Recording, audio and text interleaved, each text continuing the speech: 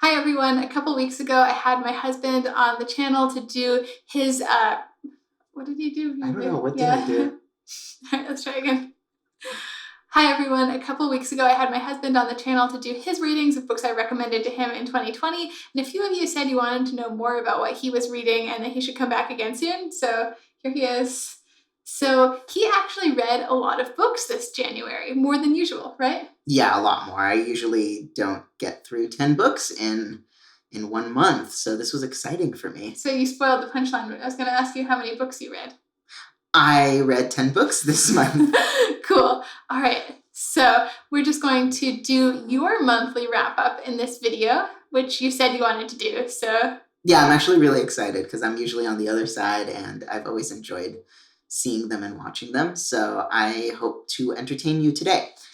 I believe I have some statistics ready. Well, yeah, but your and phone I have locked. a fact checker Your right phone here. Locked. Your thumbprint will unlock it. All right, Okay. So let's start out with some statistics. So I believe I read, yeah, that's what I thought. You have it memorized. Somewhat, at least. Yeah. Cool. 3 nonfiction books, 3 sci-fi books, and 4 fantasy books. Yes, you got it right. Yes. And how many of those were audiobooks? So 6 of those were audiobooks, 4 of those were physical books, either literally a physical book or on my phone using the library. I'm glad you demonstrated what a physical book looks like. For those who don't know, that's a physical book, apparently. All right, so how are we going to do this wrap-up? So I'm going to basically go with Leia's format of going from worst to best. Worst to... Yeah, that was stupid. Okay, let's try that again. Can I keep that in? Yeah, you can. I thought that made sense to me. On my page, it goes down. Okay. So in this wrap-up, I'm going to go with the worst books all the way to the best books. And the worst book that I read this month was $1 Billion Whale by Tom Wright. The subtitle of this book is The Man Who Fooled Wall Street, Hollywood, and the World. Yeah, and it was quite an interesting story, and I enjoyed most of it, but by the end, I was super sick of this book, and that's why it's the worst book for me this month. Tell us a little bit about what it's about. So it's a true story about this guy who helped arrange all these business deals and then basically skimmed money off of those deals. So he helped create this Malaysia government fund and then basically stole all the money from there and then had to get that replenished and kept stealing from it. And with maybe the idea that eventually it would become such a strong, legitimate business that it could make up for everything that he stole. But yeah, he's also known for throwing some of the most extravagant parties ever seen, and he was one of the producers for The Wolf of Wall Street. And that's ironic. Yeah, so a lot of that money, according to this book, was, basically stolen money. So yeah, it was very interesting, very fascinating to see how he did it, but after a while it just got annoying, and by the end I was just ready to finish that book. So what was it exactly that you didn't like about it? You just got sick of it? I mainly got sick of it. It got to the point where for a while, all the things that he was doing, it made sense, it was exciting, and then it was just more of the same and even more convoluted and more desperate. And I mean, good for him for lasting as long as he did. But you didn't want to read about all of it? I didn't, I just stopped caring. Yeah, so you said so the next 3 on here are kind of ranked. Is this supposed to be 3 or 4? 3, and I'll get to... Okay. Yeah. So the next 3 that you have on here, it seems like you kind of liked equally. Are these books you kind of liked, or you definitely liked them? Yeah, I definitely liked all 3 of these books. They were quite different. I think I've kind of rated them in the order that I liked them, even within that equality. But you don't really want to pick. But I don't really want to pick. Okay, Yeah. Got it. So the first one you have on here is Falling Free by Lois, McMaster, Bujold. Actually, I'd probably have put that later because I liked it more, but that's okay. So this book is part of the Vorkosigan saga. It is a sort of freestanding book. It doesn't have Miles or any of the other main characters, and it's all about the Quaddies, which are these genetically created people that have 4 arms and no legs. And they're basically designed to work in 0G. I think I can say this without spoilers, that part of the trouble with all of this is it's taken about 20 or so years to get them online and running. And now there's suddenly new technology that basically makes them obsolete. On top of all the other things that, are a little bit troublesome, which is that they're property and not considered humans, et cetera, et cetera. There's a lot that's actually explored in here, which is quite interesting. It's just not your typical Miles Verkosigan book. Yeah, so for those of you who might have watched my recent video about reading order for the Verkosigan saga, this is the book that I was saying, please do not start with this book because it's set 300 years or something like that before the main series, and so it's chronologically first, but it's kind of different and kind of unrelated, even though I personally like the book. Yeah, it was a great book. I think it just didn't quite make it to the very best, but honestly, I had a really strong month, so I had a lot of really good reads. It probably would have made it a lot higher if it wasn't for this month.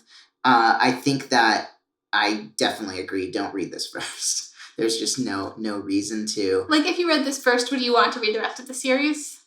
It has nothing to do with the rest of the series in terms of the feel of it. The writing is still great. Like, I love her writing, but at the same time, it doesn't have anything to do with the characters that I really love in the Verkosigan saga. All right.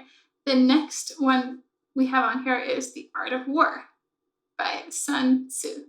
I'm not sure if I'm even pronouncing that correctly, but Chinese isn't my strong suit. So this one is a reread for me. And I was really excited, actually, to reread it because it's something that I read a while ago. I didn't really connect too much with it at the time. I had heard it's like a business book everyone loves to read. It's a war book as well. And it was like, it should have been wonderful. And I enjoyed it for what it was. I just couldn't see how it would benefit anyone today. And so I really was eager to reread this, and I did. And I actually completely understand how I could get a lot of things, a lot of principles that really match with today's society and how we might handle ourselves. It was just basic principles like play it safe, don't overextend, things like that make sense in many situations. So this was one that I actually ended up taking notes on and have a good set of notes for the future. And both of these books, the last 2 books, were actually audiobooks that I listened to, but the cool thing was it was for Audible Plus, they're free ones. So these were just free books that I didn't even need to spend a credit for, which I think is wonderful. Hashtag not sponsored.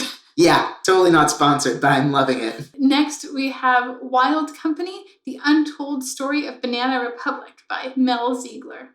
So this is actually written by one of the founders. They're a husband and wife team, and I was really excited. I love books about businesses and how they got started and how they got to where they got to. It goes through at least through part of the time that they were bought by Gap, which was actually fairly early on, but it was very exciting to see what they did and how they did it.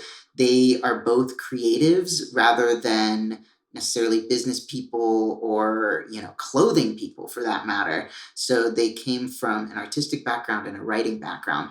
So it was very exciting to see how 2 artistically inclined people create a brand and really stick to it and stick to the creative and imaginative sides and how that then translates into the physical product. Just so everyone knows, because they're probably sensing you have like a strong interest in business here, you are a violinist. Yeah. Yeah, I'm a professional violinist, but I really do enjoy business books. All right. Do you remember what you had next? I believe I have Bellwether by Connie Willis next. Good job. You remember your list. Yay. I'm just holding it so that I have a job in this video. So this book, I kind of put it in between my very best favorite books of the month and the previous 3. And that's because it almost made it to the top books, but I don't really remember why, but I just didn't quite feel that it made it there. But I love this book. It was really cool. It was really interesting to see kind of how trends might come. And you could see that there was a lot of research in there. Tell us what this book is about. I don't remember. That's why I started with where I started. I'm going to let you explain. So Bellwether is a science fiction book by Connie Willis, who is an author that I've talked about quite a few times on this channel. She's an older author, so I think just her books aren't talked about as much these days, even though she's been writing science fiction forever and is pretty well known. So I think this book is, I can. Why don't you explain what the book's about? I don't remember the setup. So basically you have these two scientists that are working for this company. One of them is researching trends and the other one wants to work with monkeys and do some research along those lines. This is very much a book that is against all the work that goes into having to jump through hoops just to get funding. This is kind of typical Connie Willis books often show a lot of like the foibles of bureaucracy, I feel like. Yeah. And just like human, I don't know, like human pointlessness almost, I feel like, because even in the books where there's usually some form of like bureaucratic hurdles in her books. Yeah, there are a lot here. And actually one of my favorite characters is the assistant, the whole, I guess, assistant to everyone. Like the departmental assistant, right? Yes, sorry, the departmental assistant. And she is awful. And the voice that was done for her was perfect. It's just you hate her and are annoyed by her whenever she opens her mouth. And she just hates her job. She keeps getting promoted because she's the only one that speaks up about stuff that she wants. So she ends up getting her own assistant, even though she's already doing zero work.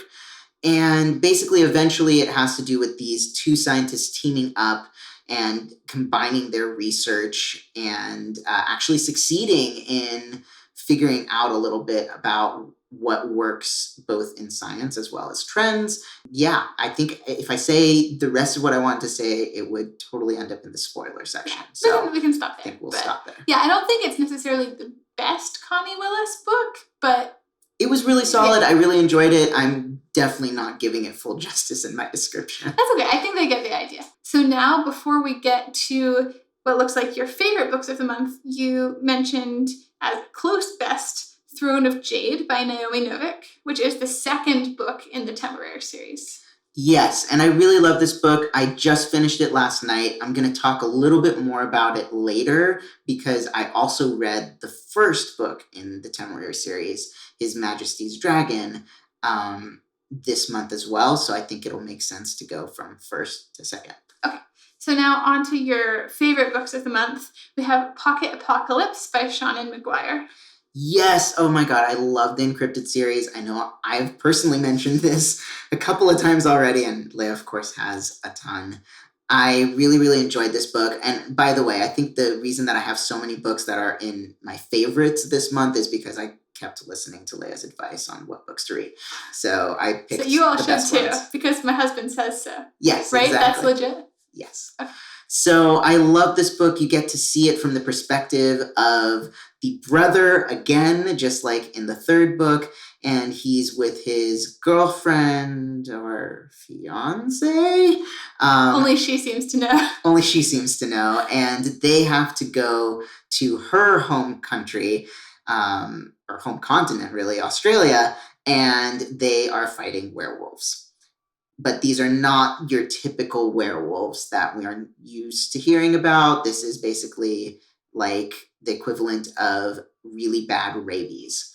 And you get to find out a lot. You get a lot of contentious family dynamics because her family, Shelby's family, is very similar in terms of Craziness? The craziness and the demographic of the family, but they are very different people from his family. So it's very exciting. It's a really good mystery. I really loved how it unfolded, and it was a lot of fun to read. How would you rank this in the InCryptid series so far? I think this is the best one yet. I really do. And I really enjoyed each and every one of these, but I think that this one captured me the most and is the most memorable. So yeah, I have to say this one is the best one yet. Weirdly, when I read this one, I felt like it was my least favorite so far. But now that it's been a little while, and I've read 5, and this is the one that has stuck with me the most emotionally as well. So you might have a point. Yeah, I loved it. I loved it. All right. Next, we have The Relentless Moon by Mary Robinette Kowal. This was a fantastic book. So this is the 3rd book in the Lady Astronaut series. And this is the first time that we get a different viewpoint. We get the viewpoint of a political wife and astronaut at the same time, which is really interesting because she's really on living in both of those worlds at the same time. Her husband is the mayor, and she knows her duty and does it really well at just being, the wife of the mayor and, interacting in the parties, helping him get through the crowd, helping to appease everyone. But at the same time, she's also an astronaut that a lot of the time is living on the moon. And she knows all of that stuff very well too, and what it takes. And she's training others to go and be in space. And so there's a bit of the struggle of which life is she going to live. There's also a lot of sabotage going on, and something that felt a little too close to home was a polio outbreak that's happening. And the reason I say it's too close to home is because, with the pandemic, this book was like weirdly timely. It deals with a lot of social issues and then also an epidemic.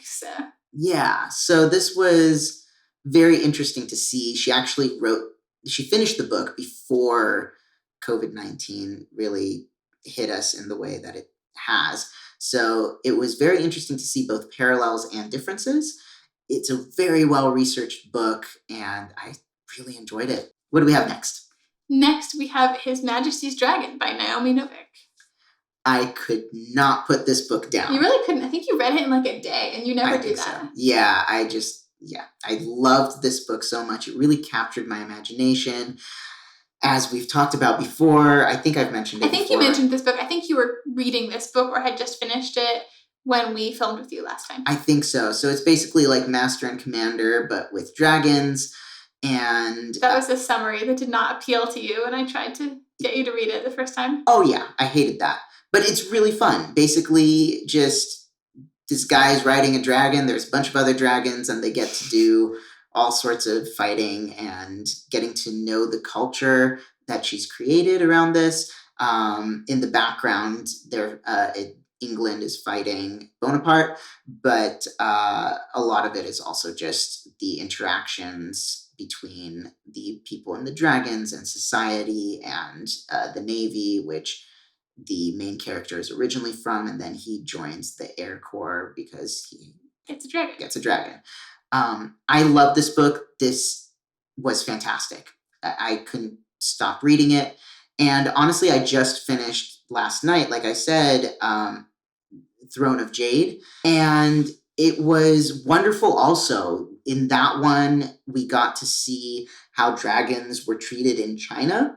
And it was very different than England. It was super exciting.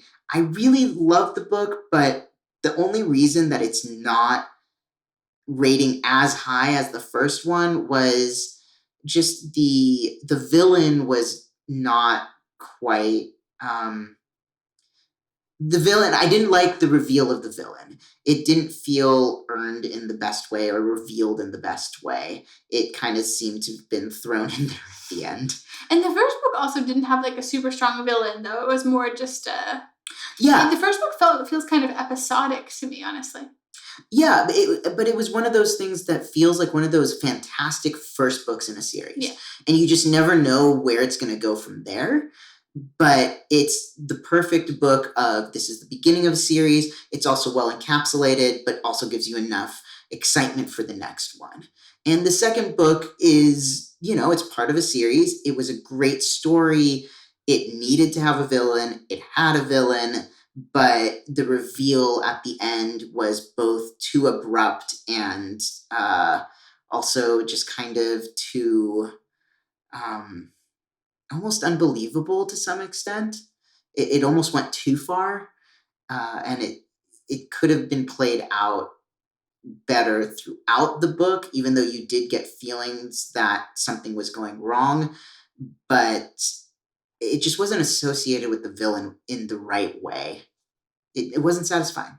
So are you planning to keep reading this series? Oh, definitely. I'm super excited. I think there's like 9 or 10 of them. I don't know if I'll get through all of them. I was reading them pretty much as they were releasing, but I think I kind of ran out of steam around book 8 or something like that. That's pretty far. Yeah. So I think I haven't read either the last one or the last 2. It might be the last 2. We have one more book to talk about for your January wrap-up, and that is... Senlin Ascends by Josiah Bancroft. Yes. I love this book. I found it to be a slower read for me just because the language is so evocative. So I really was enjoying the language, reading it slowly, and enjoying seeing each and every new area that we got to in this book. So in Senlin Ascends, there's our main character, Senlin, goes with his new wife on their honeymoon to the Tower of Babel. I think it's fair to give a little bit of details here. He loses her. Yeah, I think that's probably on the back cover of the book. I'm assuming. Yeah. No real spoilers. He basically loses her immediately, and then the rest of the book is him trying to find her again, or trying to at least go to where he hopes she will be. And you get to see these different levels in the Tower of Babel, and no one even knows how many levels there actually are. There are different accounts of how many there are, and each level is so different and also so different from his guidebook. And this is really fun because in most of the book, the little epigraphs are from this guidebook for the tower, and everything in there is totally wrong. And like, you can't even imagine how wrong it is. So it's really fun to read that. And then his experiences, you get these wonderful characters. Each one is so different and so well defined. And yeah, I just love the book. In fact, my next book that I'm going to be reading is the next book in the series, which is Arm of the Sphinx. So I already have that from the library, and I'm waiting to get started. But this book was a little bit of a slower start for you, right? Like you weren't sure if you were liking it for the first, how much? For the first while, I wasn't sure that I liked this, and I honestly wasn't sure I was going to continue. There was a moment in there, and then it started picking up, and I loved it. I just couldn't put it down, and yeah, it is a really well-constructed and beautiful book. So before we finish, let's bring this one on you. Cool. Since, we have you here, have you given any thought to what you want to read in February? Only a little. I know that I want to read Arm of the Sphinx by Josiah Bancroft. I'm thinking that I want to do at least another nonfiction sort of business type book. I've been reading a lot of fantasy and science fiction. Which of course you're happy about. I think that I also want to listen to Ethan of Athos. Oh, the other Vorkosigan standalone. Yes, because I do have that, so I think I want to get to that. It's pretty short also, but I'm not sure. I'm not sure exactly what I want. I guess I'll have to look for some suggestions here. But those are some of the ones that I want to read. But if any of you guys have suggestions for a really good nonfiction business book or biography, feel free to put that down in the comments so I can pass it along to him. Yes, please. I'm very excited by all of this. So this is wonderful. Do you want to do an outro? Sure. So thank you so much for watching. Please subscribe. Please keep watching. Even if you have to just click over and over again, it all helps. Hitting the like button really helps. And I am super happy to be on and want to continue doing that. And that is 100% contingent on you guys. Has nothing to do with her. So if the numbers are good, she'll let me back on.